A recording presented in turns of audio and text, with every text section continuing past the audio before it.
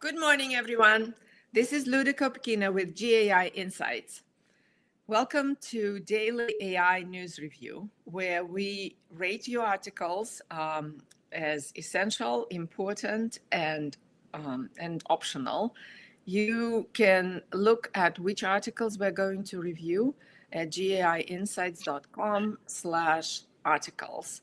And please follow along and give us your views through the comments.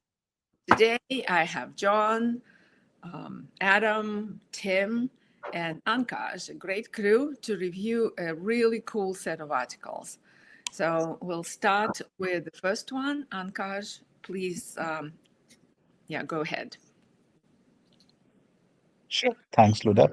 So the first one that we have for today comes from Sam Altman, and he's suggesting that we will soon see AGI and that OpenAI has figured out how to create AGI. Yes, a emotional and personal article from Sam. What did you think about this, John? Yeah, I think this is optional for our AI leader. It was kind of fun to read, in a soap opera kind of way. But one part that continues to annoy me is actually it's the same thing that annoys Gary Marcus and Tim Andrews and my mutual friend David Reed, which is that he throws out this stuff about AGI and superintelligence, never defines it, never puts any kind of thing behind it. At the same time, the accomplishments from GPT-3.5 up through today are amazing. He does acknowledge that indirectly, he acknowledges that the power laws of AI aren't holding, which is that it's not going to be about mega models. It's going to be about chain of thought reasoning and other reasoning methods. So, there's some kind of semantic sleight of hand in here, but I would say it's optional. I still think that the whole framing of this thing as a chase for AGI, artificial general intelligence, and for superintelligence is kind of silly, but it motivates people. So what the heck? Yeah. Tim, Adam, optional. What did you think? Yeah, I think optional. Sam is very sincere, is the way I would put it. I'm sure he absolutely believes every word he writes down. So it's interesting from that perspective. But I could be even harsher than John in terms of his disconnect between what's actually going on and his ability to rationalize. Steve Jobs was famous for what we call the reality distortion field, because he was the best salesman ever, including to himself. Yeah. I would be, I don't know Sam, but I would be in a little different place on his sincerity. I'm reminded of the thing they asked George Burns, the comedic actor, when he turned 100. They said, "What's your secret to long life and success?" He said, "Absolute sincerity." And when you can fake that, you got it made. and I think he's more of that school. But I'm trying to be generous. No, but I think, John, you could feel the toll that is taking on him. He admits that it was really difficult through when the incident when he was fired, and putting together the company, so much changing and so quickly, all the lawsuits and the like. So I think it is very difficult, but he's leading the company, so it comes through. It does come through in this article. Yeah. Here's a guy who's never had a real problem, and it's like when my MBA students used to come in and get all freaked out, I'd say, go to a homeless shelter, go to the cancer ward with some kids at Boston Children's Hospital. I mean, come back to me when you get a real problem. Yeah, exactly. That to me, the way that this is being treated and the turning to commercial advantage immediately upon anything that was worth making money off of is so short-sighted. It is like, okay, we just figured out how to make drugs, so let's just feed them to all people simultaneously, which, by the way, in nutritional areas beyond drugs, we do all the time, and it doesn't really have great results. And just imagine, you know, if we took dangerous drugs and just threw them at people, and we can have a discussion about whether the FDA is good, bad, or indifferent. But the reality is we get pretty upset when a drug kills people by mistake, even if it's only a couple, or even if it just causes some mild problems. And yet we throw this stuff out in the world and say, this is the best way to do AGI. Let's just throw it at everybody and see what happens. Yeah, that's philosophy. We're going to make, you know, my kids would have more colorful terms for it. We're going to make a lot of money doing this in the meanwhile. But that's just a side effect. What we really want is to benefit humanity, and this is the best way to do it. It just so happens that we're going to make trillions of dollars while we're doing it. Okay. Optional. Adam, okay with optional? I could almost make a case for important. I won't, but I do want to say why I feel this is quite important. A year ago, it was huge news that the IMF was acknowledging the potential of AGI actually even happening, and they were predicting 5 years. Now, exactly what they meant by AGI and what does Sam mean by AGI, you could debate. But the fact that he's saying they're confident internally that they've solved this is pretty huge. There's been a lot of speculation, a lot of rumor, and for him to publicly put this on the record that they really feel they've got that figured out. It's probably 03, frankly, which they've announced and is coming. It's I guess the exponential of the exponential. I don't think any of us are realizing, even them, how quickly this is actually accelerating within the development and the growth curves. So it is a big deal, and I also understand why there's some reservation around sort of bringing this into more light. Well, Elon Musk said it was going to be done in 2025. And but again, since we don't know what it is, it can be redefined. Yeah, that's Grok 3. Yeah. Yeah. And I don't think it's even meaningful. I'm with John on this one. I don't really care. You know, the things that are possible count if we think about what they are and we define them, and some of them are going to be good and some of them might be terrible. That's what really counts. It doesn't matter whether we call it human intelligence or artificial general intelligence, whatever the hell it is. We are so egotistical. It's hard for us to imagine that, you know, there could be other kinds of intelligence we can't even imagine that would be much more powerful and for good or for bad. And we can't even imagine it because we have these little peepholes. We're still mostly lizard. And we're so hyped up about recreating human intelligence, and we can't even define it. So, you know, you go on and on. And this is still far. It feels that it's far away. So let's pick up the pace here. But it's good discussion. Thank you. But we'll mark it as optional for now. Great. Let's go on, Ankash. Okay, the next one comes from Wall Street Journal, and it talks about how companies are using AI agents. Yep. This is quite a good article with good examples. Adam, what did you think? I'll keep this brief. I consider this essential reading with what's going on in the agent world and how fast it's coming for companies to get around 5 really good examples that go into detail to have people understand what's already being done and how agents are already being used. It's relatively short. It's dense, but I felt it was a good read and quite valuable. Yeah, John, Tim, essential. I agree with it. I thought this was. I agree. This is a great article. This names companies, gives them actual names, and they're big companies and meaningful companies. Again, they don't really define agents, but who cares? They're doing really good work, and this is a well-written article. And by those examples, you kind of get a sense of what the agents are, right? So that's good also. John, and we're talking like Moody Financial, Johnson & Johnson, eBay, like big labels, right? Yep. Yep. Big E. Okay. All right. Essential it is.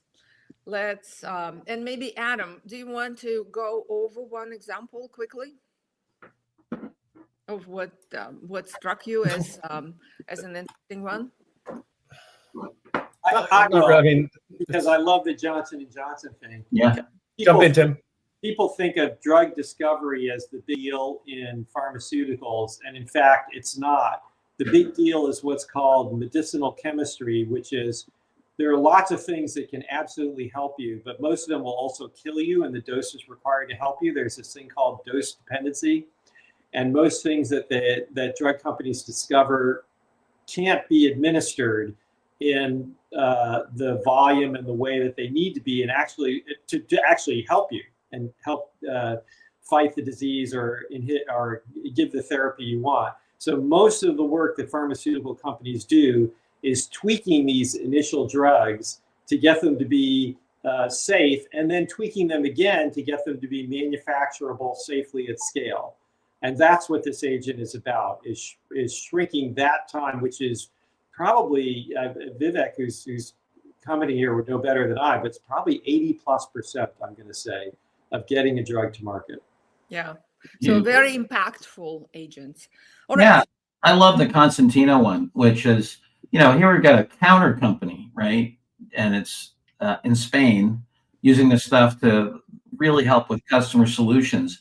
That's the scary part, for any idiot that believes in the Gartner hype cycle, that's the problem of listening to that. They say, okay, it's the height of overblown expectations. Well, if you're in Spain and you're competing with this company in counters, all of a sudden AI is stealing your customers away from you because you've listened to Gartner. Yeah. Okay. Great. Thank you. Essential. Let's move on, Ankash. Third article, please. Okay, the next one that we have comes from Qualcomm. So Qualcomm has launched an on-prem AI appliance solution and also an inference suite. Yeah, it's on-prem is the operative word here. Tim, what did you think? I think it's really interesting, and this is one of those where we often say this is an incredibly important trend, but at the end of the day, we're going to see a lot of these this week because it's the Consumer Electronics Show, CES, one of the biggest shows in the world, a couple 100,000 people out in Las Vegas. So it's a product announcement at the end of the day, and they have a couple of early customers, nothing that exciting to shout about yet. So I say this is optional. It's a product announcement. It's a really important area. And if this takes off, it'll be game-changing in its ability to start to do things much more at the edge. But for right now, it's just a product announcement with no real results. So I would categorize it as optional. Important trend, but optional article. It is an important product announcement because Qualcomm is quite a bit of force here. I was leaning into important, but what did you think, Tim and John? Oh, Adam and John. Yeah. Oh, I thought it was at least important, but I saw John, you were actually leaning towards essential, so I want to hear your case. Yeah. Yes. Tim may have talked me off the essential ledge here, but I was thinking look, it's Qualcomm, it's Honeywell, it's IBM. I mean, these are, and it's an appliance. I mean, and so the whole notion of you're probably familiar with the distinction people make, the carpet and the concrete, right? In manufacturing, it's like the people who are actually, in the concrete area versus in the office. To me, this was, an appliance that's going on the concrete, right? It's about how do I get out there and create an intelligent level of controllers. You've got, the telecommunications player, chip manufacturer, Qualcomm. You have the service provider, Watson. IBM's, I got to believe, pretty much deeper than a lot of the other AI vendors on the concrete part of things, and Honeywell, who's been in there forever. So I don't know. I thought this was important, maybe essential. Adam, okay, important? Yeah, I felt it was important. It's there's one quote in here I'll read. It said, "Our new AI on-prem appliance," and I do agree with you, Tim. It is a product announcement, right? And solution inference suite. It changes the TCO economics of AI deployment. And I mean, I do take a little bit of a wait and see. I was probably leaning towards the optional side of important, but I think if we land in the middle, then that's probably a fair call. So for me, the reason I marked it as important is for people to know that now we are essentially unleashing all of those appliances that have brains or semi-brains attached to them, and those brains will get more and more sophisticated, and they will be all around us. That that is the beginning of this, because we've been struggling with how to put stuff on the edge, because with the models being large, latency, all kinds of things, right? This is a confirmation that it's possible and it's here. So that's why I thought it's an important, even though it's a product announcement. So that's why important. I guess because we've been doing some analysis around total cost of ownership on-prem versus cloud and these sorts of things, and on-prem really can't compete. And until I can see some actual numbers to know what kind of difference this is going to make, I'd probably wait and see. Actually, I got some updates on that. The software vendors want to go a lot cheaper than the first model assumed, so it actually can work. And then remember, the stuff we were doing was just on the high-end models. I think when you get into anything, like 100 billion parameters or lower, it actually can work. But anyway, especially if you think about access through tenant stuff on the cloud. Yeah. Yeah, but there's just so much. Well, I've made my case. There's a lot of assumptions on both sides here, and we don't know how it's going to work out over what time frame. The other thing for business people, I will say, is time frame counts. This is a product announcement. If this is important this year, it's going to be really important. If it's important 5 years from now and companies overinvest, that's a huge mistake. So, time frame counts, and we just don't know the time frame yet. Yeah. Okay, but let's highlight it as an important development. For now. Okay, Ankash, next. Okay, the next one comes from MIT, and it talks about what AI means regarding the internet search. Is it the end of internet search, or is internet search still relevant? Yes, Paul is not here, so I'll introduce it. I thought it was optional. This is a longish article, talks about the history of how the internet arrives, what the SEO search means, and how people who are relying on it for revenue might get completely blown out of the water.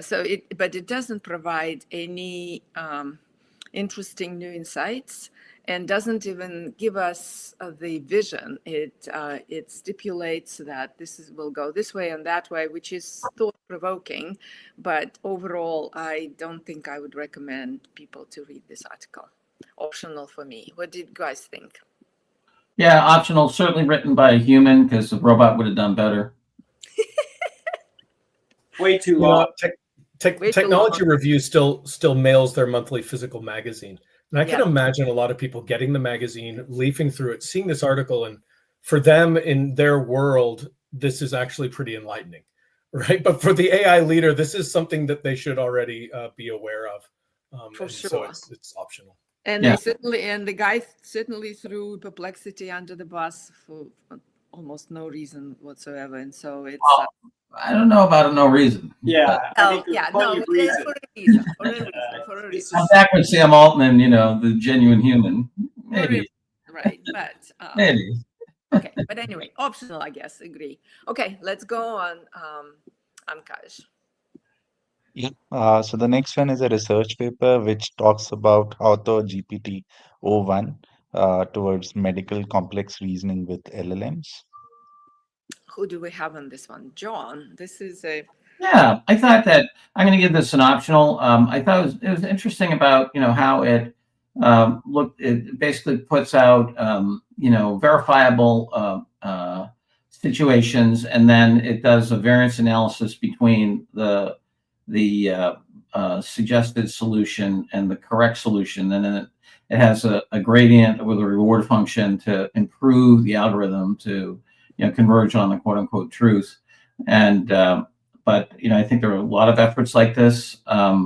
Medical reasoning, I think, is going to be an area that will continue to have lots of investments in. And there was some incremental improvement across a number of different benchmarks, but for me, this was optional. Tim, you're into medical stuff. Yeah, I agree. I think that we just had one of these last week, it seems to me, another one very similar. And I think this is a fruitful area, but it's a research paper. And the improvements got honestly were just marginal over straightforward models. So,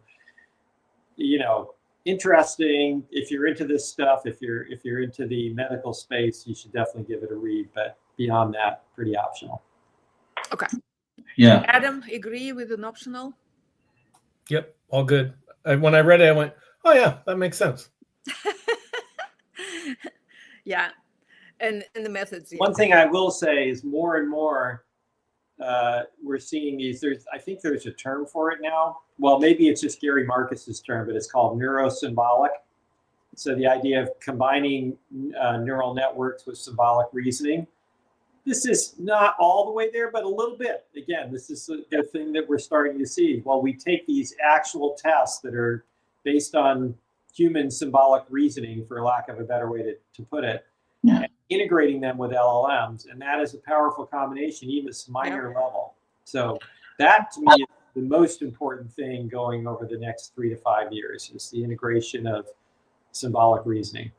Yeah, I really bristle at giving Gary Marcus the credit for that. I mean, Tim, you and I are old enough to know that was way before Gary Marcus started opining. But anyway. Well, we need some term for it. The integration of symbolic reasoning. Let's call it the Minsky effect. How about that? Okay. Yeah, I agree with that.